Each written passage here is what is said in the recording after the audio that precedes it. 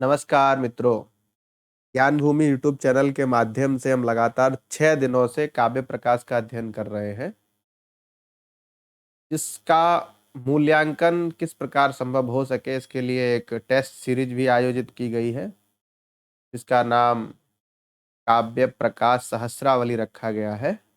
और उस test series के आधार पर लगभग 1000 प्रश्न या उससे भी अधिक प्रश्न समय समय पर उल्लास की समाप्ति होने पर अथवा किसी महत्वपूर्ण विषय की समाप्ति होने पर आयोजित करते रहेंगे, जिससे आप को ये समझ में आए कि किस प्रकार के प्रश्न बनते रहे हैं या किस प्रकार के प्रश्न संभावित बन सकते हैं।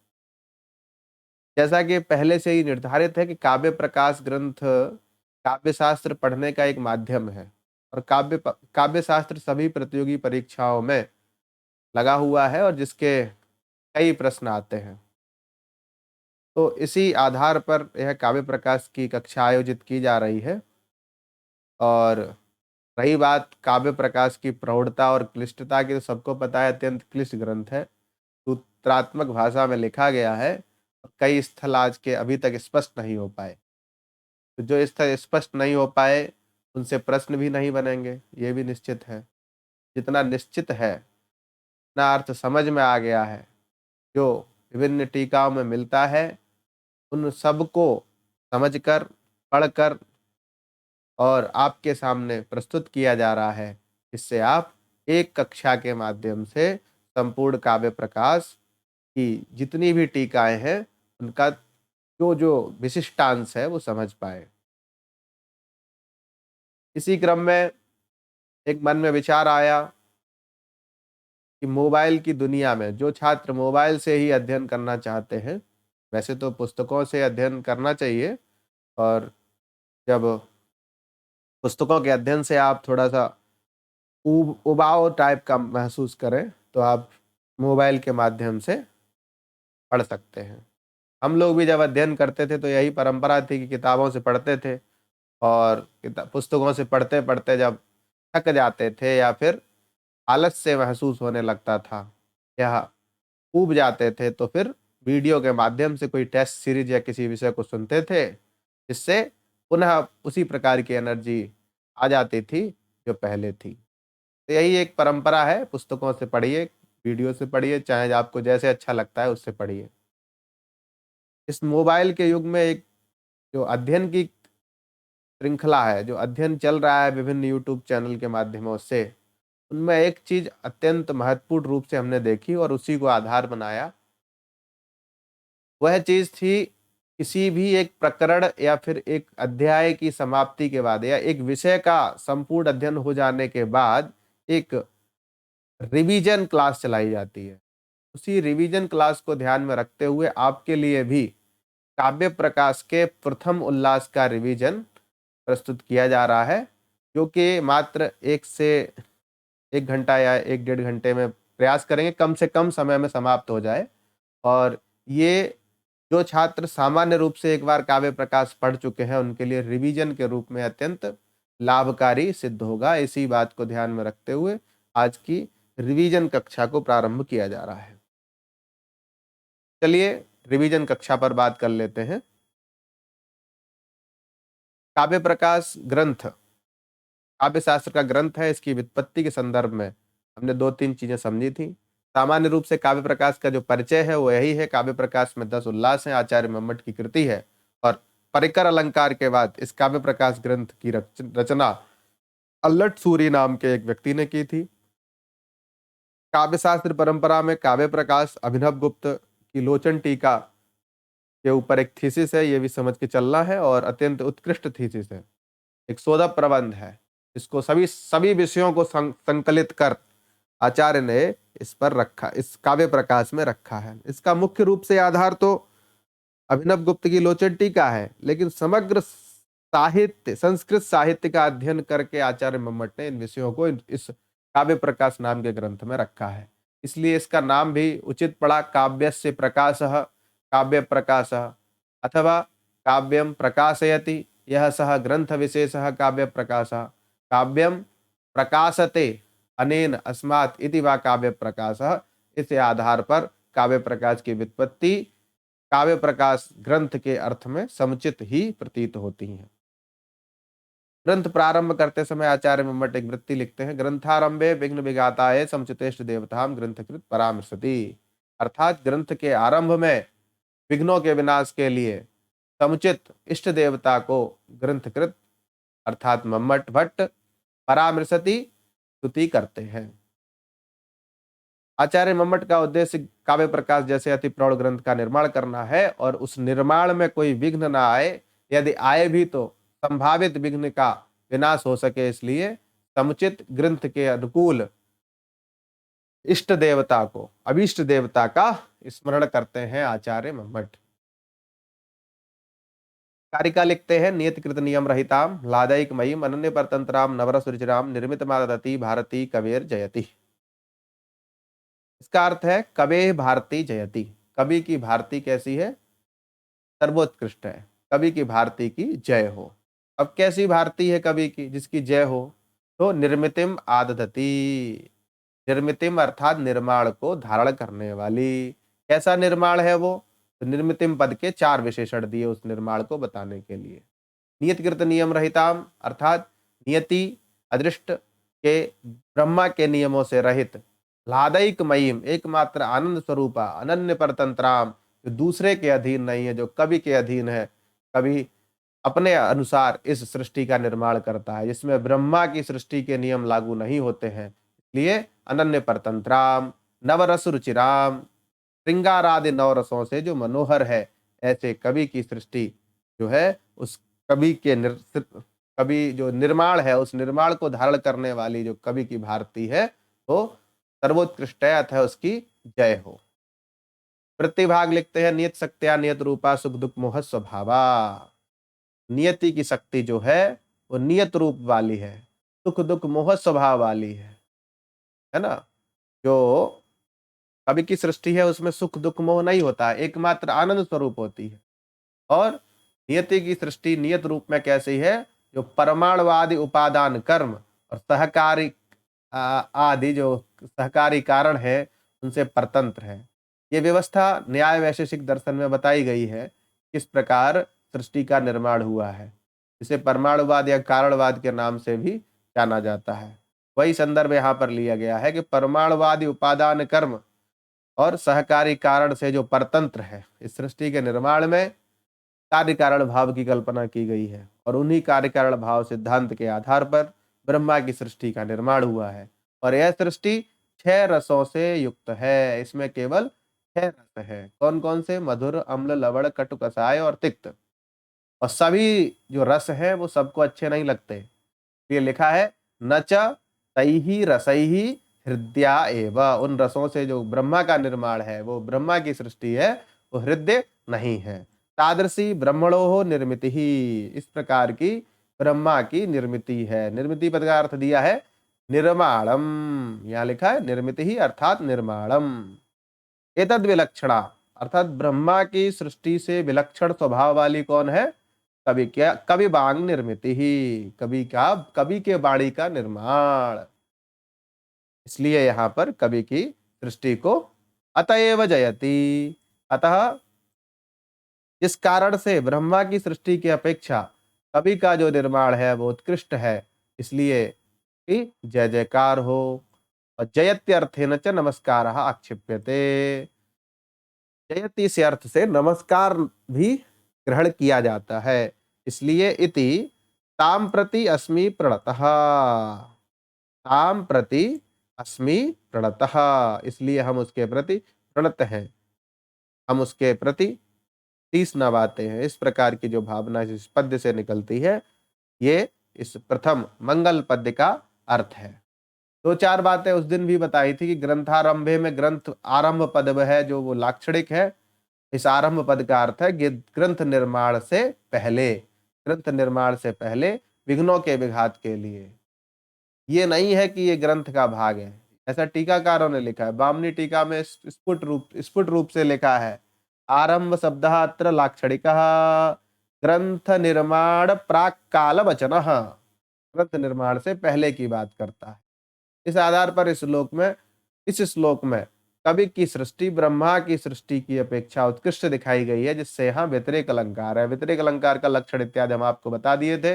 उपमानादिजन्यस्य व्यतिरेकः स एव सः, यह व्यतिरेक का लक्षण है और इस लक्षण के अनुसार अर्थ होता है उपमान की अपेक्षा जहाँ उपमेय में गुण धर्म आदि के वैशिष्ट्य से कोई उत्कृष्टता का प्रतिपादन किया जाए, वहां व्यतिरेक अलंकार होता है। यहाँ भी कवि का जो निर्माण है वो ब्रह्मा के निर्माण से, उपमान भूत ब्रह्मा के निर्माण से उपमेय भूत कवि का निर्माण उत्कृष्टता को प्राप्त हो रहा है और सहृदय के हृदय को आनंद उत्पन्न कर रहा है। इसलिए यहाँ पर व्यतिरेक अलंकार स्फुरित होता है। अब अलंकार का विषय हम बताया था। अलंकार क्या होते हैं? उपकुर्बंधितम तंतम, अर्थात अलंकार रस के उपस्कारक होते हैं। तो यहाँ कोई रस भी होगा, तो भावध्वनि नाम का रस है। जैसे रस पद से रस्यते आस्वादते इति रस, इस व्युत्पत्ति के माध्यम से हम रस से रस, रसाभास, भाव, भावाभास आदि का आठों का ग्रहण करते हैं। इसलिए जो भावध्वनि है, भाव है, जो भाव की व्यंजना है, यहाँ पर कवि विषय देवी भारती विषय कविनिष्ठ यहाँ पर भाव है वो व्यंजित हो रहा है। इस कारण से यहाँ पर भावध्वनि है और भावध्वनि का परिपोषक व्यतिरेक का अलंकार है। तरह से इस पद्य का अर्थ स्पष्ट होता है। ग्रंथ में प्रवृत्ति किस कारण से हो, इस बात को ध्यान में रखते हुए आचार्य मम्मट प्रयोजन का निर्देश करते हैं कि काव्य पढ़ेंगे तो 6 प्रकार के फल प्राप्त होंगे। प्रयोजनम फलम, प्रयोजन का मतलब फल। तो वो फल क्या होगा कि काव्य पढ़ेंगे तो 6 प्रकार के फलों की प्राप्ति होगी। पहला फल है यश से, अर्थात यश यश की प्राप्ति होगी, कीर्ति का विस्तार होगा। अर्थ कृते, अर्थ देने वाला भी काव्य होता है। व्यवहार विदे, व्यवहार का ज्ञान भी इस काव्य से होता है। और शिवेत रक्षतये, शिवात इतरत शिवेतरत, तस्य छतये शिवेतरत छतये, अर्थात अकल्याण का भी विनाश करता है कौन? काव्य। सद्यः पर निर्वृतये, शीघ्र ही परमानंद की आनंद अनुभूति भी इस काव्य को पढ़ने से होती है, काव्य के निर्माण से होती है। कांता सम्मित तयोपदेश युजे, कांता के समान उपदेश देने में भी ये समर्थ होता है काव्य। किस प्रकार से होता है ये आचार्य मम्मट भट्ट इस वृत्ति के माध्यम से स्पष्ट उदाहरण सहित करने का प्रयास करें। कालिदासादि नाम यश, अर्थात कालिदास जैसे महान आचार्यों को यश की प्राप्ति हुई। अभी तक उनको कवि कुल गुरु ललाम भूत कवि कालिदास इत्यादि उपाधियों से नवाजा जाता है और उपमा कालिदासस्य के रूप में कालिदास प्रसिद्ध है। आदिपद से कालिदासादि नाम व्यवसाह जो कहा है, आदिपद से उपमा कालिदासस्य भारवेरर्थ गौरवम दंडिनः पद लालित्यम माघे संति त्रयो गुणा। तो ये भारवी, दंडी और माघ इनका ग्रहण किया गया है। जिस प्रकार इन कवियों का यश अभी तक वर्तमान में भी साहित्य शास्त्र की परंपरा में सम्मान के साथ प्रस्फुरित हो रहा है, यही यश काव्य के निर्माण से, काव्य के अध्ययन से प्राप्त होता है। श्रीहर्षादेर धावकादि नाम धनम, एक धावक कवि हुए, उन्होंने रत्नावली नाम के नाटिका लिखी और श्रीहर्ष को समर्पित कर दी। कुछ मुद्राएं इनको प्राप्त हो गई, जिससे इनका जो सामान्य जीवन है चलने लगा। तो ऐसा भी करते थे बहुत जो विद्वान लोग होते थे, वो अपना काव्य निर्माण करके किसी राजा को समर्पित कर देते थे और राजा के नाम से वो प्रसिद्ध हो जाता था। इसका जो रत्नावली नाटिका है वो श्री हर्ष ने लिखा है, लेकिन श्री हर्ष ने नहीं लिखा है, ये मम्मट का वाक्य बता रहा है कि श्री हर्ष को धावक ने लिख कर दिया था, जिससे मतलब एक तरह से विनिमय हो गया। उन्होंने पुस्तक लिख के दी, उन्होंने धन दे दिया, दोनों का लाभ हो गया। उनको यश चाहिए था, इनको धन चाहिए था। तो काव्य से अर्थ की प्राप्ति भी होती है। राजादिगत उचित आचार परिज्ञानम, जो राजा के व्यवहार हैं उनका भी ज्ञान काव्य से होता है। जिन व्यवहारों का ज्ञान हम अपने व्यवहार में नहीं कर पाते, यहाँ ये तात्पर्य है कि हम जिस परिवार में, परिवेश में, समाज में, संस्कृति में पल रहे हैं, दूसरी संस्कृति का हमको ज्ञान ही नहीं है, लेकिन हम उस संस्कृति के किसी काव्य का अध्ययन कर लेंगे तो हमें व्यवहार का ज्ञान, उस संस्कृति से संबंधित व्यवहार का ज्ञान नितांत रूप से हो जाएगा। इसलिए यहाँ पर राजादिगत उचित आचार परिज्ञानम व्यवहार विदे का अर्थ किया है। इसके बाद शिवे तरक्षतय, इसका व्याख्यान भी अपेक्षित है।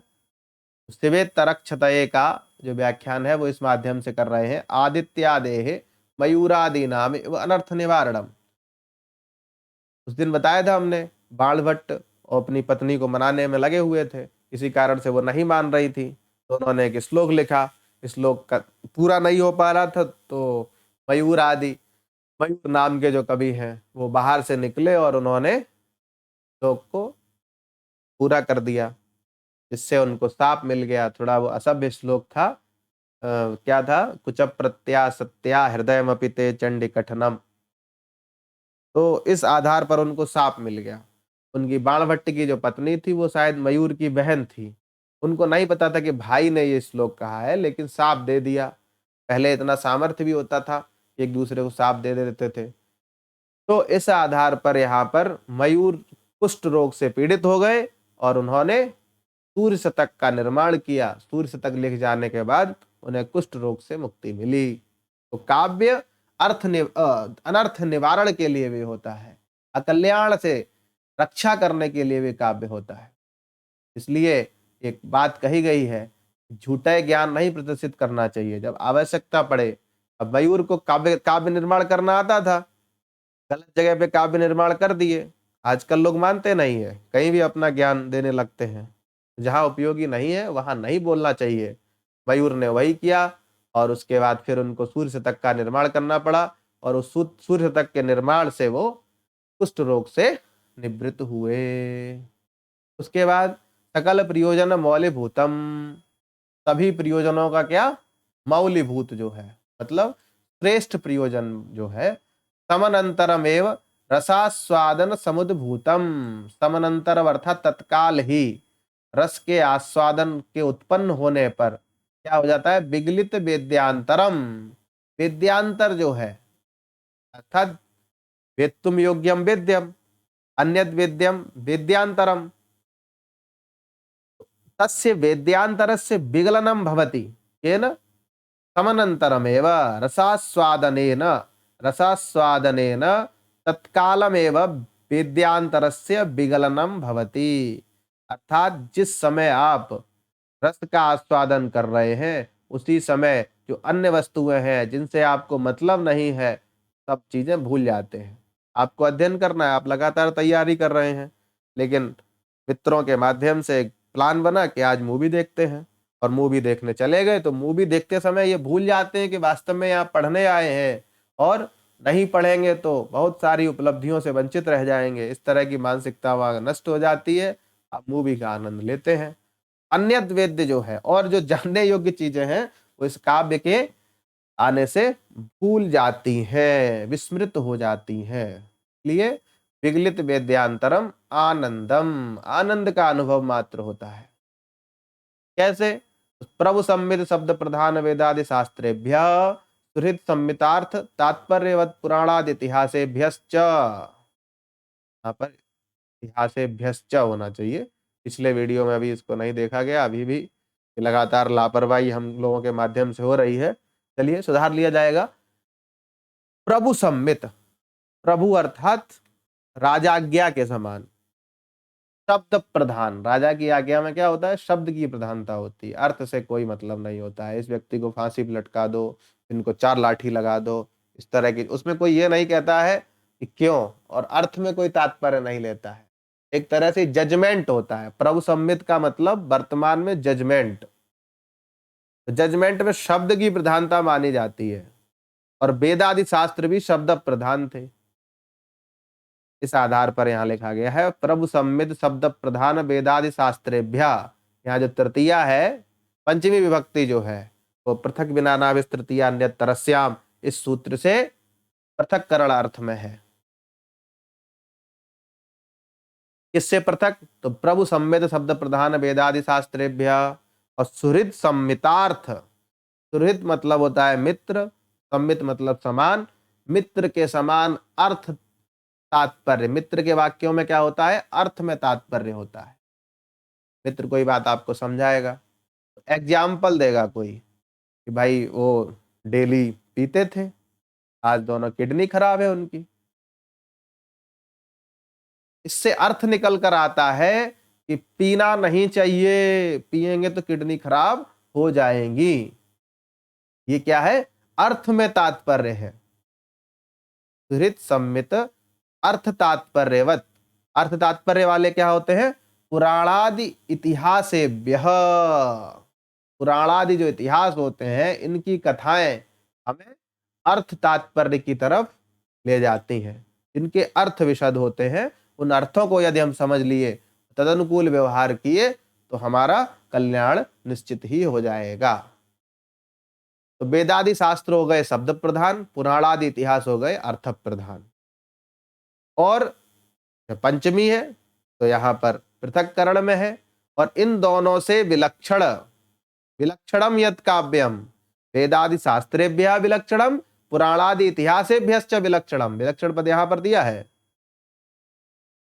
तो क्या होता है? इन सबसे विलक्षण हो जाएगा तो शब्द का भी और अर्थ, शब्दार्थयोः गुण भावेन। शब्द और अर्थ का गुणी भाव हो जाता है। शब्द और अर्थ अप्रधान हो जाते हैं। किसमें? जो अब बताने जा रहे हैं। रसांग भूत व्यापार प्रवणतया। रसांग भूत व्यापार जो होता है, व्यंजना व्यापार, उस व्यापार की प्रवणता से। प्रवणता ही क्या है? चरवड़ा, पुनः पुनः अनुसंधानात्मा। ये जो रसगंगाधर में लिखा है उसी संदर्भित ये भाव है यहाँ पर। विलक्षणम यत् काव्यम, तो रसांगभूत व्यापार की चरबड़ा से जो विलक्षण काव्य होता है वो कैसा होता है?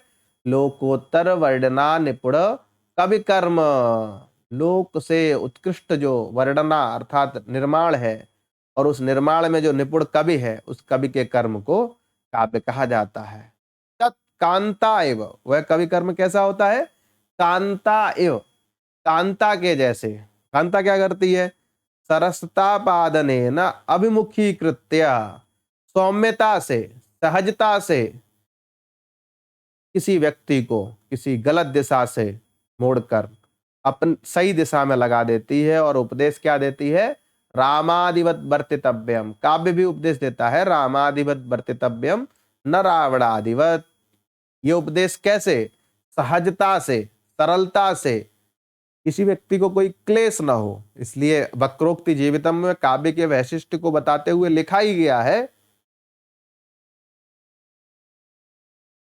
आह्लाद अमृतवत काव्यम अविवेक गद कटु कौसदवत शास्त्रम अविद्या व्याधि नाशनम। ये जो कारिका है वो इसी बात को निर्देशित करती है कि काव्य जो है वो कांता के समान सरलता से, सहजता से, बिना किसी क्लेश के व्यक्ति को बहुत सारी चीजों की प्राप्ति करा देता है। जिस काव्य का इतना अच्छा प्रयोजन है, उस काव्य को तो आम जनमानस को भी पढ़ना चाहिए। पढ़ ही रहे हैं। अब पढ़ने का ट्रेंड चला गया, देखने का हो गया है, तो लगातार लोग मूवी, वेब सीरीज, शॉर्ट्स, नाटक ये सब देखते रहते हैं। तो काव्य की उपादेयता सभी कालों में थी, और उसी उपादेयता को ध्यान में रखते हुए हम सभी काव्य पढ़ रहे हैं। और मुख्य प्रयोजन हम लोगों का परीक्षा और विभिन्न प्रकार के साक्षात्कार और प्रतियोगी परीक्षाओं में उत्तीर्ण होना है। तो इस कक्षा का प्रयोजन ये हो गया कि प्रतियोगी परीक्षाएं, विभिन्न प्रकार के साक्षात्कार तथा हमारा सिलेबस से संबंधित जो विषय है वो भी समझ में आ जाए। ये सब इस कक्षा का प्रयोजन है। और काव्य का प्रयोजन यहाँ पर स्पष्ट कर ही दिया गया है। और काव्य शास्त्र का प्रयोजन यही है कि काव्य का ज्ञान हो जाएगा। इसलिए यहाँ पर लिखा है यथा योगम, जैसा उचित लगे आपको। टीकाकारों ने यहाँ पे लिखा है कि 3 प्रयोजन कवि के संदर्भ में कहे गए हैं और 3 प्रयोजन सहृदय के संदर्भ में कहे गए हैं। जैसे काव्यम, यश, यश की प्राप्ति सहृदय को थोड़े ही होगी, और अर्थ की प्राप्ति भी काव्य पढ़ने से अर्थ थोड़ी मिलता है। और व्यवहार का ज्ञान भी नहीं, सॉरी, व्यवहार का ज्ञान तो सहृदय को ही होता है, लेकिन अकल्याण से रक्षा भी कवि को ही होगी। इसलिए यश, अर्थ प्राप्ति और अकल्याण से रक्षा, ये 3 काव्य प्रयोजन काव्य कवि से संबंधित हैं। काव्य निर्माण करने में जो समर्थ व्यक्ति है उससे संदर्भित है। और व्यवहार विदे सद्यः पर निर्वृतये और कांता सम्मितयोपदेश युजे, ये 3 प्रयोजन जो हैं वो सहृदय से संबंध रखते हैं। इसलिए यथा योगम काव्यम भवति कवेः सहृदयस्य च, इसलिए तत्र सर्वथा यत्नीयम, इस काव्य के निर्माण में हमेशा यत्न करना चाहिए। इस प्रकार इस काव्य प्रयोजन को आचार्य मम्मट ने अपने काव्य प्रकाश जैसे अति विशिष्ट ग्रंथ में निर्दिष्ट किया। काव्य प्रयोजन के बाद बात आती है काव्य हेतु की, क्योंकि इस संसार में जितनी भी वस्तुएं हैं उनकी उत्पत्ति में कोई ना कोई कारण जरूर है, तो काव्य की उत्पत्ति में भी कोई कारण अवश्य होगा। इसी आधार पर आचार्य मम्मट ने काव्य के कारणों की चर्चा का निर्देश करने के लिए उपक्रम किया है। एवं अस्य अर्थात काव्य के प्रयोजनों का निर्देश कर देने के बाद, अस्य अर्थात काव्यस्य प्रयोजनम मुक्त्वा, प्रयोजन कह देने के बाद कारणम आह, कारण का निर्देश कर रहे हैं। क्या कारण है? तो शक्ति निपुणतालोक शास्त्र काव्याद्यवेक्षणात् काव्यज्ञ शिक्षाभ्यास इति हेतु तदुद्भवे, काव्य के 3 हेतुओं का निर्देश किया है। ये 3 हेतु मिलकर ही काव्य की उत्पत्ति में कारण के रूप में होते हैं। कौन कौन से हैं? पहला है शक्ति ही, दूसरा निपुणता, तीसरा अभ्यास। ये जो 3 हेतु है वो काव्य के निर्माण में कारण के रूप में माने गए। हेतु कह लो या कारण कह लो, एक ही बात है। जैसे पुत्र की उत्पत्ति में पिता कारण होते हैं, पिता नहीं होंगे तो पुत्र की उत्पत्ति हो ही नहीं सकती। लेकिन इस सिद्धांत को भंग करने की बहुत सारी टेक्नोलॉजी आजकल उपलब्ध हो गई हैं। काव्य की उत्पत्ति में 3 कारण हैं, शक्ति, निपुणता और अभ्यास। शक्ति के विषय में वृत्ति में बताया गया है, शक्ति का वित्त बीज रूप है इत्यादि से। निपुणता के विषय में भी कारिका में लिख दिया गया है, उसके बाद वृत्ति में तो व्याख्यान किया ही गया है। लोक शास्त्र काव्याद्यवेक्षणात् निपुणता और काव्यज्ञ शिक्षया अभ्यास, अर्थात शक्ति स्वतंत्र रूप से वृत्ति में व्याख्यायित की गई है, निपुणता के लिए कारिका में भी कह दिया गया है और वृत्ति में भी कहा जाएगा। इसी तरह अभ्यास के लिए काव्यज्ञ शिक्षया अभ्यास कह के अभ्यास के बारे में थोड़ा सा निर्देश कारिका में भी कर दिया गया है। अब शक्ति के विषय में समझते हैं, बाकी उसी के साथ साथ निपुणता और अभ्यास के विषय में भी समझ लेंगे। शक्ति क्या है? कवित्व का बीज रूप है, कवि में रहने वाला कवित्व, जाति विशेष धर्म जो होता है उसका क्या है? बीज रूप, बीज के रूप में विद्यमान है। संस्कार विशेष, ये संस्कार होता है। कई लोग हमने ऐसे देखे जो बिना किसी काव्य शास्त्र के अध्ययन को किए हुए हैं, फिर भी काव्य निर्माण बहुत अच्छा करते हैं। लेकिन कई लोग ऐसे भी हैं जो काव्य शास्त्र का उनको बहुत अच्छे से ज्ञान है, फिर भी काव्य निर्माण नहीं कर पा रहे हैं। तो ये जो स्थिति है वो संस्कार के कारण होती है। हम समाज में भी कह देते हैं संस्कार है नहीं, संस्कार अर्जित किए जाते हैं, पूर्व से होते हैं, बचपन से ही सिखाए जाते हैं, ऐसी भी मान्यता है। तो संस्कार क्या है? शक्ति, संस्कार विशेष शक्ति, कवित्व बीज रूप, कवित्व का बीज रूप है।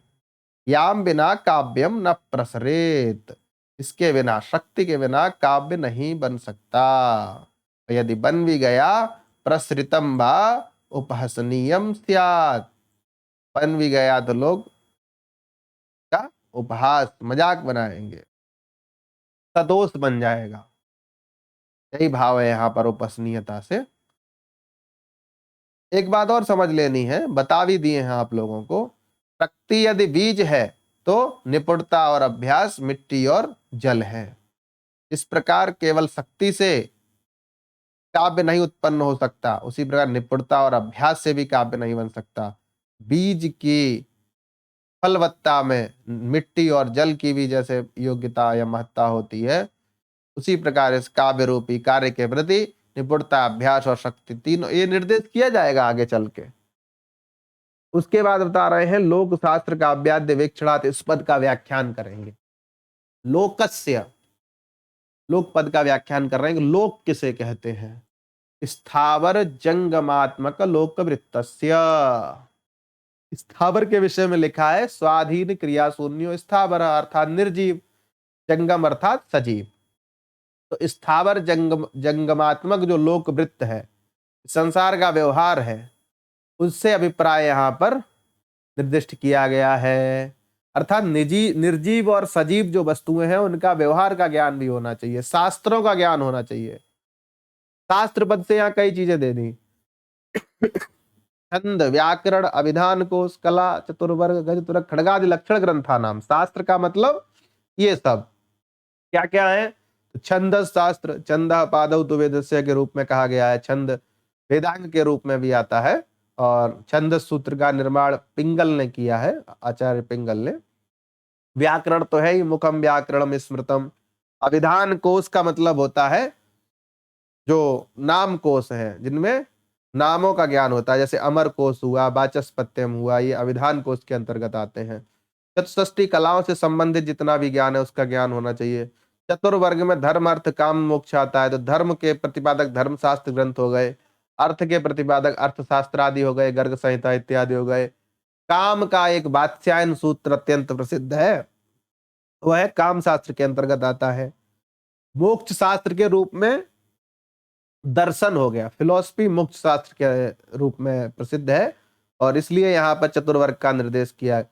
गज शास्त्र का अध्ययन होना चाहिए, तुरक का अर्थात अस्त्र शास्त्र से संबंधित भी ज्ञान होना चाहिए, खड्गादि लक्षण ग्रंथों का भी ज्ञान होना चाहिए।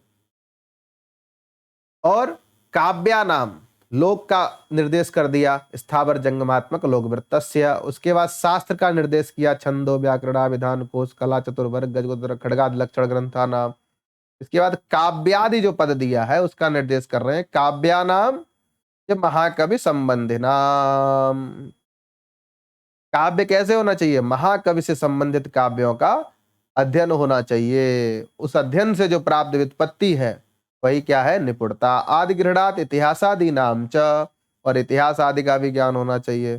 पता चले वर्णन कर रहे हैं चंद्रगुप्त मौर्य का, और चंद्रगुप्त मौर्य और गुप्त वंश में जो चंद्रगुप्त हुआ उसका अंतर ही नहीं पता है, समय का पता नहीं है। पत्नी लिख दिए चंद्रगुप्त सेकंड वाला, जो चंद्रगुप्त है उसका वर्णन कर दिए उसके साथ में, और चर्चा चल रही है चंद्रगुप्त मौर्य जो मौर्य राज्य का स्थापक था। तो ये ज्ञान होना चाहिए, इतिहास आदि का ज्ञान होना चाहिए।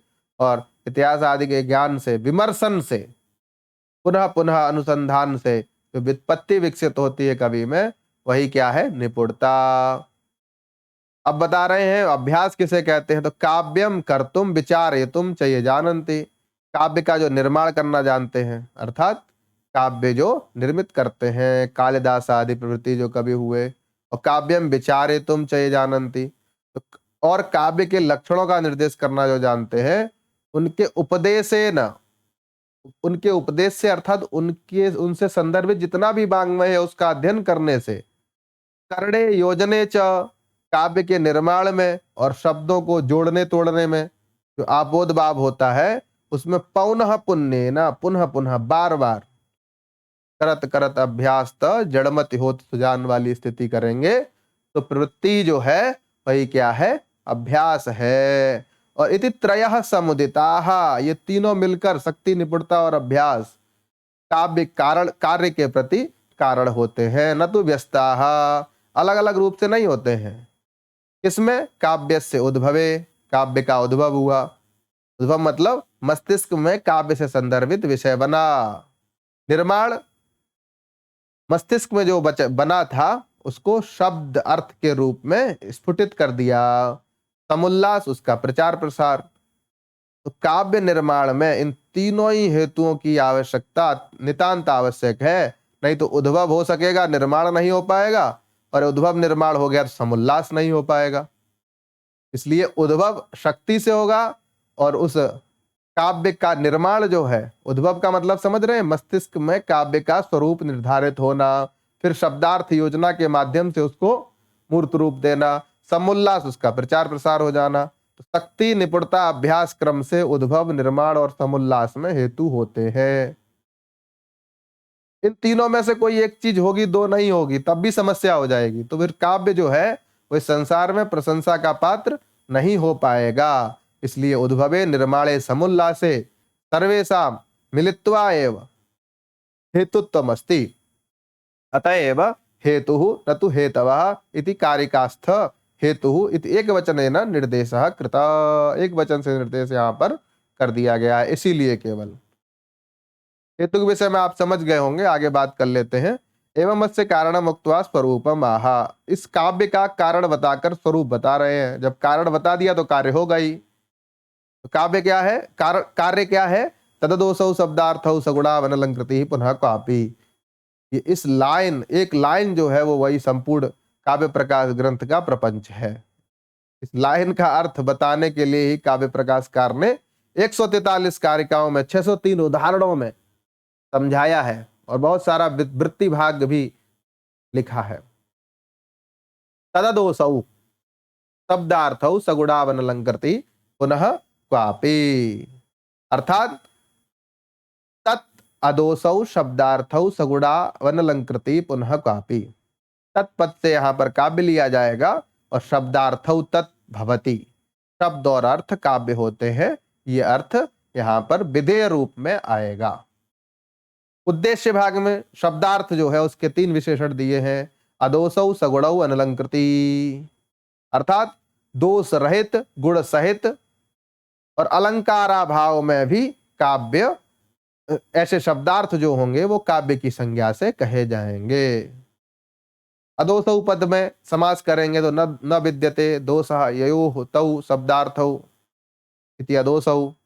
गुणेन सहितः गुणैर्वा सहितः सगुणः तौ सगुणौ अनलंकृति पुनः कापि भी इसी प्रकार बन जाएगा। नास्ति अलंकृति ययोः तौ शब्दार्थौ अनलंकृति। इन 3 विशेषणों से विशिष्ट जब शब्दार्थ होगा तो वो काव्य की संज्ञा से कहा जाएगा। दोष गुणालंकाराः वक्ष्यन्ते। दोष गुण अलंकार क्रम से सप्तम उल्लास में, अष्टम में गुण और नवम दशम में अलंकारों की चर्चा की जाएगी। वक्ष्यन्ते, क्वापि जो पद दिया है यहाँ पे, पुनः क्वापि, इस पद का अर्थ लिख रहे हैं। क्वापि इत्यनेन एतदाह, क्वापि पद का अर्थ है यत् सर्वत्र सा अलंकारो। संपूर्ण काव्य में जो शब्दार्थ है उनमें अलंकार होना चाहिए। क्वचित तो कदाचित अगर अलंकार स्फुट नहीं है तो स्फुटालंकार विरहेपि न काव्यत्व हानि। ऐसे स्फुटालंकार के अभाव में भी काव्यत्व की हानि नहीं होगी। ये यहाँ पर भाव आचार्य मम्मट का है। अब स्फुट और अस्फुट की व्याख्या भी जानना अत्यंत आवश्यक था, इसलिए आचार्य मम्मट ने एक श्लोक लिखा। यह कौमार हरह सये वही बरहस्ता एव चैत्र छपा तेचोन्मीलित मालती सुरभय प्रौढ़ा कदम्बा नीला सा चैवा सथा वितत सुरत व्यापार लीला विधौ रेवा रोदस बेतसी तरुतले चेता समुत्कंठते। इस पद्य में कोई नायिका है जो अपने प्रियतम के साथ पूर्व में संभोग कर चुकी थी। एक स्थान भी निश्चित था। वर्तमान में उसी प्रियतम से उस नायिका का विवाह हो गया है और उस स्थान पर पहुंचकर उसके चित्त की उत्कंठा बढ़ गई है। इसी बात को अपनी सखी से व्यक्त कर रही है, अपनी सखी को बता रही है। नायिकाओं की आदत होती है अपनी सखी से हर बात शेयर करने की। नायक नहीं करते हैं ऐसा, आप लोग व्यवहार में भी देखते हैं। यह कौमार हर, जिसने हमारे कौमार्य भाव का हरण किया था, प्रथम बार जिसने मेरे साथ संयोग किया था, जीवन का पहला संयोग, वही क्या है, सएव बरह, वही पति के रूप में प्राप्त हो गया है। ताह एव चैत्र छपा, और वही चैत्र मास की रात्रियां हैं। कोई नई बात नहीं है, पति भी वही है जिसने कौमार्य का हरण किया था, रात्रियां भी वही हैं। और चैत्र मास की रात्रियों का भाव यहाँ वसंत ऋतु से है। वसंत ऋतु होने पर चित्त समुत्कंठित होता है, वही भाव यहाँ पर बताया जा रहा है। तेच उन्मीलित मालती सुरभय प्रौढ़ा कदम्बा नीलाह। अनिल मतलब होता है वायु। कदम्बादि जो पादप वृक्ष हैं उनकी वायु कैसी है, प्रौढ़ है, अत्यंत तेज बह रही है, सरसरागे बह रही है, जिसका भाव है। और कैसी है, उन्मीलित मालती सुरभया, उन्मीलित विकसित मालती की सुगंधियां जिसमें लिपटी हुई हैं, अर्थात विकसित मालती की सुगंधियों को जो अपने साथ बहाकर ला रही हैं, ऐसी कदम्बादि पादप वृक्ष की जो वायु है वो प्रौढ़ है। और वही है तेज, जो पूर्व भुक्त काल के समय चल रही थी वो अभी भी चल रही हैं। सा चैवास्मि, और मैं भी वही हूं। तथापि तत्र अस्मिन् स्थले सुरत व्यापार लीला विधौ, रत क्रीड़ा के व्यापार की जो लीला है उस विधि में चेतः समुत्कंठते, चित्त हमारा समुत्कंठित हो रहा है। और कहाँ हो रहा है? रेवा रोधसी बेतसी तरुतले, बेतसी का वृक्ष जो है उसके नीचे। और कहाँ पर? रेवायाह रोधसी, नर्मदा के तट पर, नर्मदा नदी के किनारे मेरा चित्त समुत्कंठित हो रहा है। अब यहाँ पर नर्मदा नदी का वर्णन इस पद्य में किया गया है, उसका निर्देश किया गया है, तो इसका मतलब कालिदास भी नर्मदा नदी के किनारे का अनुभव समझते होंगे, और इसलिए उन्होंने नर्मदा नदी का निर्देश भी किया है। और जब मेघदूत हम पढ़ेंगे तब भी नर्मदा नदी का अत्यंत विशेष रूप से निर्देश किया गया है। तो ये नर्मदा नदी जो है कवि कालिदास को बहुत अभिप्रेत थी, ये भी समझ लेना चाहिए, और आचार्य मम्मट ने इसका निर्देश भी किया है। अत्र स्फुटो न कश्चित अलंकार, यहाँ पर कोई अलंकार स्फुटित नहीं हो रहा है। वस्तुतः दो अलंकार हैं यहाँ पे, विभावना और विशेषोक्ति। विभावना बिना हेतु कार्योत्पत्ति दुर्चते, उत्कंठा रूप कारण का अभाव है। कोई कारण होना चाहिए ना, अनुपभोक्तता होनी चाहिए, अर्थात उपभोग का अभाव होना चाहिए। कोई ऐसी वस्तु हो जिसका कभी उपभोग नहीं किया, उसके विषय में तो उत्कंठा देखी गई है, लेकिन जिसका वजह आप पहले ही ले लिए हैं, फिर उसके आ जाने पर जो उत्कंठा हो रही है, तो मूर्खता है। और अगर ऐसी स्थिति बनती है, बिना पायल के बजे घुंघरू वाला, हमने एक सामान्य सा उदाहरण आपको बताया था जो एक किसी गीत में है, वो वाली स्थिति हो रही है, तो कारणा भावे भी कार्योत्पत्ति कथनम विशेषोक्ति, कारण सत्योपि कारणाभाव विभावना, दोनों ही अलंकारों की यहाँ पर स्थिति दिख रही है, लेकिन स्फुटता का अभाव है। बहुत सारा श्रम लगाने के बाद इन अलंकारों को अर्थत्वेन ग्रहण किया गया है। टीकाकार कहते हैं यहाँ अलंकार तो है, लेकिन अर्थानुसंधान के बाद उनकी प्रतीति होती है, इसलिए स्फुट नहीं है। अत्र स्फुटो न कश्चित अलंकार। अब स्फुट अलंकार तो तब हो जब अलंकार की तरफ व्यक्ति का दिमाग जाए, उसका दिमाग तो यहाँ चला गया। रसस्य च प्राधान्यात, रस का अनुभव करने पर, जहां यहाँ पर अभिलाष नाम का जो विप्रलंब श्रृंगार है, नायिका निष्ठ नायक विषयक जो रति है, वो क्या है? अभिलाष है। अभिलाष में चमत्कार है, और सहृदय भी अपना पूरा माइंड वहीं झोंक दे रहा है, उसी का आनंद ले रहा है, उसी की चरवड़ा कर रहा है। विभावना विशेषोक्ति की तरफ सहृदय का ध्यान जा ही नहीं रहा है, और नहीं जाने के कारण ही यहाँ पर अलंकार होने पर भी स्फुट नहीं है। सद्य सहृदय हृदय संवेद्यत्वम स्फुटत्वम, और तदभाव अस्फुटत्वम, अस्फुटत्वम नाम एव स्फुटालंकार बिरहत्वम। इसलिए यहाँ पर कोई भी अलंकार स्फुट नहीं है। आगे बात कर लेते हैं। इसके बाद आचार्य मम्मट काव्य भेद की बात करते हैं। जो संकलित काव्य भेद हैं, विशेष रूप के जो काव्य बताए गए हैं, उन काव्यों के अवान्तर भेद भी होंगे, लेकिन सामान्य रूप से काव्य के 3 भेद किए गए। तद भेदान क्रमेण आहा, काव्य के भेदों को क्रम से निर्दिष्ट किया जा रहा है। इसमें जो आचार्य आनंदवर्धन ने ध्वनि काव्य, गुणीभूत व्यंग्य काव्य और चित्र काव्य के रूप में विभाजित किए थे, उन्हीं काव्य भेदों को आचार्य मम्मट ने उत्तम मध्यम अधम नाम देकर निर्दिष्ट किया है। तो उत्तम काव्य को ही ध्वनि काव्य कहा गया है। बुधई ध्वनि कथितः, यहाँ लिखा है इदम उत्तमम अत्सैनि व्यंग्ये वाच्यात् ध्वनिर्बुधई कथितः। इदम उत्तमम काव्यम भवति, यह उत्तम काव्य होता है कब? वाच्यात, वाच्य की अपेक्षा, वाच्यात व्यंग्ये अतिशायिनी, व्यंग्य में चमत्काराधिक्य होने पर, वाच्य की अपेक्षा व्यंग्य में चमत्काराधिक्य होने पर उत्तम काव्य होता है। और इसी काव्य को पूर्वाचार्यों ने ध्वनि ही बुधई कथितः, इदम ध्वनि पदेन आचार्य ही कथितः। आवृत्ति में स्पष्ट कर रहे हैं, इदम का अर्थ काव्यम, बुधई, बुधई पद जो दिया है यहाँ पर वैयाकरणई ही, बुधई का मतलब व्याकरण शास्त्र के जो अनुयायी हैं, उन आचार्यों को द्वारा इस ध्वनि को ध्वनि कहा गया है। अब यहाँ पर व्याकरण शास्त्र का निर्देश इसलिए किया गया है क्योंकि उस स्पोर्ट से साम्य रखती है ध्वनि। स्फोट और ध्वनि के मध्य वहां पर व्यंग्य व्यंजक भाव संबंध ग्रहण किया गया है कि प्राकृत वैकृत आदि जो ध्वनि होती है, उस पर स्फोट व्यंजित होता है। स्फोट व्यंग्य है तो ध्वनि व्यंजक है। इस आधार पर व्यंग्य व्यंजक भाव संबंध को व्याकरण से उठा लिया और यहां पर कह दिया कि ध्वनि व्यंग्य है और व्यंजक शब्द हो सकता है। कैसा शब्द? वो कभी वाचक के रूप के होगा, कभी लक्षक के रूप में होगा, कभी व्यंजक के रूप में होगा। इसी बात को निर्दिष्ट करने के लिए आचार्य मम्मट ने एक कारिका लिखी, सर्वेषां प्रायसो अर्थानां व्यंजकत्वम अपीस्यते, और कारिका के साथ उदाहरण सहित निर्देश किया है। तो जो काव्य है वो कैसा होता है?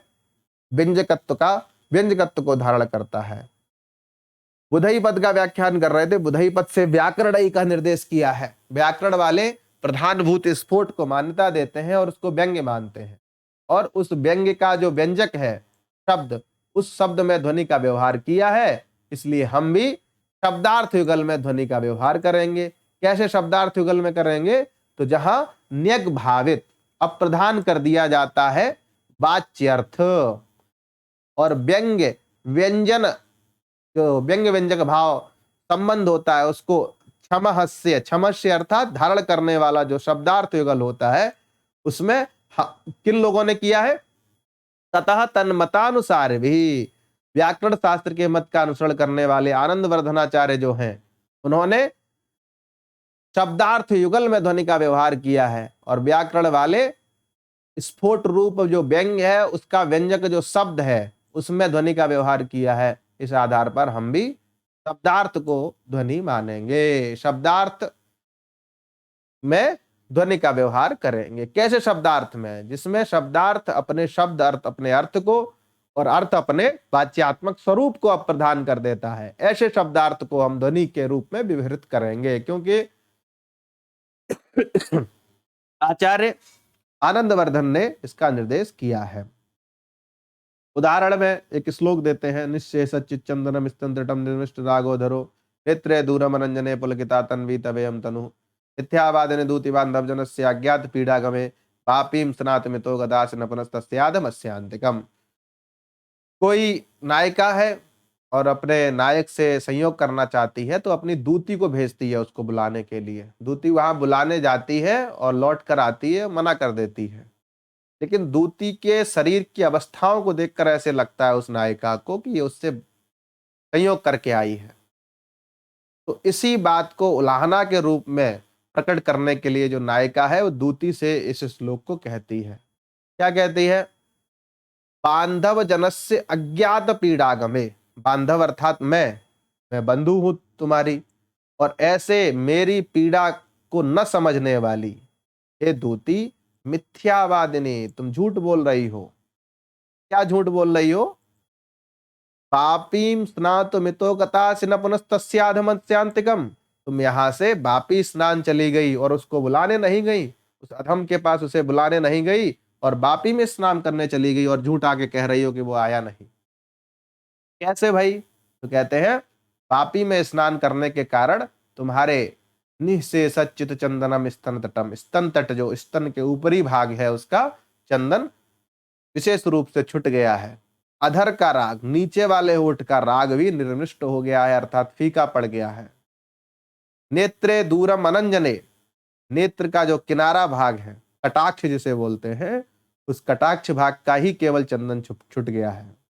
और तब यम तनु तन्वी पुलकिता, हे तन्वी, हे कृषांगी, तुम्हारा ये जो शरीर है वो कैसा है? पुलकित हो रहा है, रोमांचित हो रहा है, ये भाव है यहाँ पर। इसलिए मिथ्यावादिनी, तुम झूठ बोल रही हो और मेरी पीड़ा को तुमने समझा नहीं। तुम उसके पास न जाकर वापी में स्नान करने चली गई, बल्कि उस अधम के पास नहीं गई। अब ये तो हो गया वाच्यार्थ, और ये अधम पद जो है यहाँ पर उसी से चमत्कार का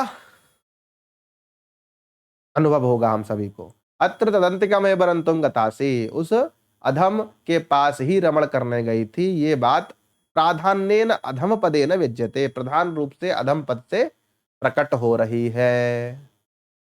किस प्रकार हो रही है? तो बोले यदि अधम न कहते तो क्या दिक्कत होती?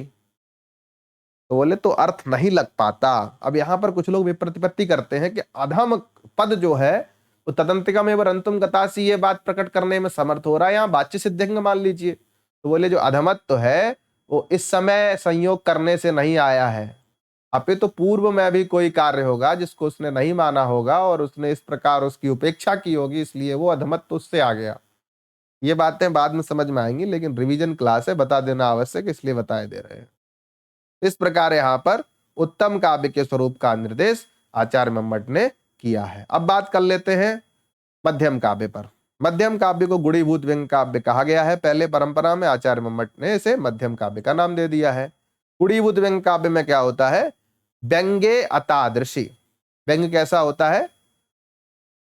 तादृश मतलब उस प्रकार, अतादृश मतलब उस प्रकार नहीं। तो किस प्रकार उस प्रकार?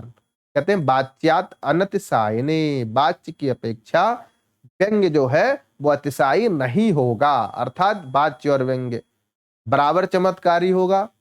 या दूसरी स्थिति यह बन सकती है कि वाच्य व्यंग्य की अपेक्षा अधिक चमत्कारकारी होगा। जब ऐसी स्थिति बनेगी तो उसे हम कहेंगे गुणीभूत व्यंग्यम। गुड़ी भाव को प्राप्त हो गया है व्यंग्य, इसलिए उसका नाम कर दिया गुणीभूत व्यंग्यम। गुणीभूत व्यंग्य काव्य का निर्देश पंचम उल्लास में किया गया है और इसके 8 भेद माने गए हैं।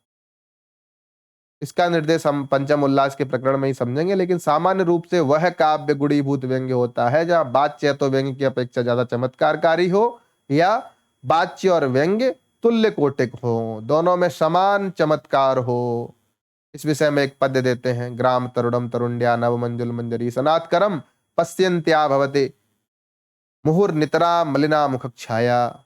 इस पद्य का भाव यह है कि कोई नायिका है और उसने अपने नायक से, एक ऐसा नायक जो पूरे गांव में बहुत कम नायक होते हैं, उनमें से बहुत बिरला नायक, एक ही नायक है, ये मानिए कोई गांव है जिसमें एक ही नायक है, उसके अपॉइंटमेंट फिक्स रहते हैं, आज इसके पास कल उसके पास, ऐसी अवस्था वाला है।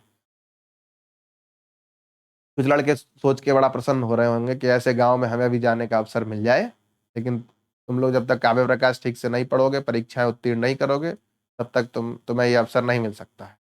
तो तो वो जो नायक नायिका का अपॉइंटमेंट फिक्स हुआ किसी बंजुल मंजरी के नीचे। बंजुल लता होगी और यही स्थान होते थे पहले मिलने के, अभी ना वो शुरू हो गया है।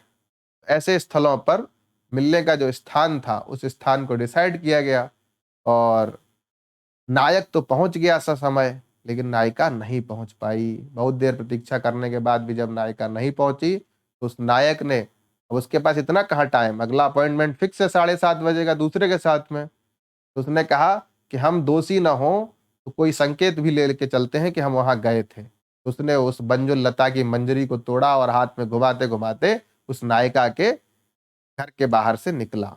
नायिका ने जब ये दृश्य देखा तो उसके मुख की छाया अत्यंत मलिन हो गई। इसी भाव को प्रकट कर रहा है ये दृश्य। आप लोग समझ गए होंगे, एक नायक है, बंजुल लता की जो मंजरी है उसको हाथ में पकड़ के नचाते हुए घर के सामने से जा रहा है और उससे ये प्रकट हो रहा है कि तुमने संकेत दिया था, तुम्हारा टाइम खत्म, अब दूसरे के साथ जाऊंगा, ये बात प्रकट हो रही है। तो कैसे? तो ग्राम तरुणम तरुण्या, तरुण्या पश्यन्त्या तरुण्याः मुखच्छाया नितराम मलिना भवति मुहु। पुनः पुनः, अर्थात ग्राम तरुणम, गांव के तरुण को देखकर, कैसा तरुण है? नव बंजुल मंजरी सनातकरम, इसका विशेषण है ग्राम तरुणम का। तो नई वंजुल लता की मंजरी से युक्त है हाथ जिसका, कर कैसा है? वंजुल लता की मंजरी से युक्त है। ऐसे ग्राम तरुणम पश्यन्त्या तरुण्या, देखती हुई तरुणी के जो मुख की छाया है वो कैसी होगी? मुख छाया मलिना भवती, नितरा मलिना, अत्यंत मलिन हो गई। चेहरा एकदम बुझ गया, जिसको कहते हैं ना बुझ जाना, चेहरे की चमक एकदम फीकी पड़ती जा रही है। क्यों? क्योंकि बड़ी मुश्किल से तो अपॉइंटमेंट फिक्स हुआ था और केवल मेरी वजह से मैं वहां नहीं पहुंच पाई, अब पता नहीं ये कब अवसर मिलेगा। तो ऐसी स्थिति में उसका जो मुख है वो अत्यंत मलिन हो गया। कवि का भाव यहाँ पर ये बताना नहीं है कि ये दृश्य क्या है और ये अपॉइंटमेंट इत्यादि, इसमें आप लोग भी दिमाग मत लगाइए, ध्यान यहाँ दीजिए किस प्रकार यहाँ पर गुणीभूत व्यंग्य है। नहीं तो पेपरवा में प्रश्न हो जाएगा गलत, फिर मुंह उठा के घूमना। मजा ले रहे हैं इस श्लोक का कई लड़के तो। ऐसा हम पढ़ाते थे तब भी होता था, और अभी भी इस वीडियो के माध्यम से भी आप लोग श्लोक का आनंद कम लीजिए। श्लोक में किस प्रकार गुणीभूत व्यंग्य है ये बात समझना नितांत आवश्यक है, और इसी आधार पर आचार्य मम्मट यहाँ पर लिखते हैं, अत्र बंजुलता गृहे दत्त संकेता नागता इति व्यंग्यम तद गुणीभूतम। बंजुलता के जो गुफा है उसमें संकेत दिया था जिस नायिका ने, वो नायिका नहीं आई। ये क्या है? व्यंग्य है। और कैसा हो गया? गुणीभूत हो गया। उसकी अपेक्षा वाच्यस्यैव चमत्कारित्वाद, वाच्य अर्थ की चमत्कारिता अधिक है। क्यों? सहृदय को इतना आनंद उस व्यंग्य की अनुभूति से नहीं हो रहा है जितना उस नायिका के मुख की छाया की मलिनता से हो रहा है। अभी किस प्रकार हो रहा है? सचेत साम अनुभव तत्र प्रमाणम तत्र केवलम। सहृदय होंगे तो आप समझ जाएंगे किस में ज्यादा आनंद है। चारुत्तोत्कर्ष निबंधना ही वाच्य व्यंग्य यो प्राधान्य विवक्षा, है आचार्य आनंदवर्धन ने भी लिखा है। चारुत्तोत्कर्ष का जो निबंधन है वो वाच्य व्यंग्य की प्रधानता को निर्धारित करता है, और यहाँ पर जो चारुत्तोत्कर्ष है वो मलिना मुखच्छाया नितराम भवती, इस अर्थ में ही ज्यादा सटीक लगता है मेरी समझ से। बाकी सहृदयों को भी यही अभिप्रेत था, इसीलिए टीकाकारों ने इसको वाच्य में चमत्कार अधिक के रूप में और व्यंग्य का जो चमत्कार उसको गुणीभूत के रूप में निर्दिष्ट किया। इसलिए ये यहाँ जो व्यंग्य है वो वाच्य से अनतिशायी है, अर्थात वाच्य से अधिक चमत्कारकारी भी नहीं है, और वाच्य यहाँ पर अधिक चमत्कारकारी है, व्यंग्य गुणीभूत हो गया है। तो ये मध्यम काव्य का स्वरूप आचार्य मम्मट ने निर्दिष्ट यहाँ कर दिया है। सामान्य रूप से इसके भेदों का उल्लेख पंचम उल्लास में किया जाएगा। अब बात कर लेते हैं अधम काव्य की। तो अधम काव्य को चित्र काव्य कहा गया था इससे पहले काव्य परंपरा में। इन्होंने लक्षण किया है शब्द चित्रम, वाच्य चित्रम, अव्यंग्यम तो स्मृतम। शब्द की चित्रता हो अथवा अर्थ की चित्रता हो उसे क्या कहेंगे? अवर काव्य, अवरम काव्यम। अवरम का यहाँ अर्थ दिया है अधमम, अधम काव्य दिया है। यहाँ शब्द की विचित्रता हो, वाच्य की विचित्रता हो, और अव्यंग्यम, अव्यंग्य हो, उसे हम अधम काव्य कहेंगे। वृत्ति में लिख रहे हैं चित्रमिति गुणालंकार युक्तम। अब यहाँ पर कह दिया चित्र का मतलब गुण और अलंकारों से युक्त, और यहाँ कह रहे हैं अव्यंग्य। संगति कैसे होगी? कि गुण जो होते हैं वो रस के अंगी, ये रसस्यांगिनो धर्म, अंगीभूत रस के धर्म होते हैं, और रस जो होता है वो व्यंग्य होता है, क्योंकि लिखा है रसादि लक्षण स्वप्ने भी न वाच्य। अतः यहाँ पर अव्यंग्य और गुणालंकार युक्तत्व की संगति कैसे बनेगी ये भी समझ लेंगे। तो यहाँ पर तुरंत लिख दिया है अव्यंग्यमित स्फुट प्रतीयमानार्थ रहितम न तो सर्वथा अव्यंग्यम व्यंग्य रहितम। यहाँ पर भी स्फुट प्रतीयमानार्थ का अभाव है, अल्पार्थ में रहे हैं, अल्पार्थ स्फुट प्रतीयमानार्थ का अभाव बता रहा है यहाँ पर, न कि सर्वथा व्यंग्य का अभाव होगा। सर्वथा व्यंग्य का अभाव हो जाएगा तो काव्य का लक्षण टिक ही नहीं पाएगा। इस प्रकार यहाँ पर चित्रमिति गुणालंकार युक्तम, अव्यंग्यमिति स्फुट प्रतीयमानार्थ रहितम, अवरम अधमम, सब कुछ स्पष्ट कर दिया है आचार्य मम्मट ने अपनी वृत्ति में। फिर भी इस ग्रंथ की ये है ना, यस्य टीका गृहे गृहे विद्यन्ते तथापि दुर्गमः, फिर भी इस ग्रंथ का अर्थ समझना बड़ा कठिन है। इस प्रकार कुछ निर्देश मिलता है कहीं? और एक प्रश्न भी बना था एक बार कि ऐसा कौन सा ग्रंथ है जिसकी टीकाएं प्रत्येक घर में है फिर भी इसका जो अर्थ है वो समझना अत्यंत क्लेशकारी है? तो काव्य प्रकाश ही वो ग्रंथ है। अधम काव्य का स्वरूप बताने के लिए सबसे पहले शब्द चित्रता का निर्देश करते हैं। लिखते हैं स्वच्छंदोच्छल दक्ष कच्च कोरच्छाते तराम्बुच्छटा मूर्छन मोह महर्षि हर्ष विहित स्नाना निकाय नायवा विद्या दुद्यदुदार दर दुर्दरी दीर्घा दरिद्र द्रुम द्रोहो द्रेक महोर मिमे दुर्मदा मंदाकिनी मंदताम। मंदाकिनी की स्तुति की गई है। मंदाकिनी अर्थात गंगा हमारी मंदता को शीघ्र ही नष्ट करे। मंदाकिनी वह मंदाकिनी वह मंदताम अन्नाय अन्नाय अतिशीघ्रम विद्यात नष्ट करें। जो मंदाकिनी है वो मेरी मंदता को नष्ट करें। आशीर्वादात्मक स्तुति के रूप में ये पद्य है, और उस मंदाकिनी के विशेषण में तमाम बातें लिख दी गई हैं। जहां शब्द का चमत्कार दिखाया गया है, जो स्वच्छंद है, जिस गंगा जी का जो स्वरूप है वो अत्यंत कैसा है?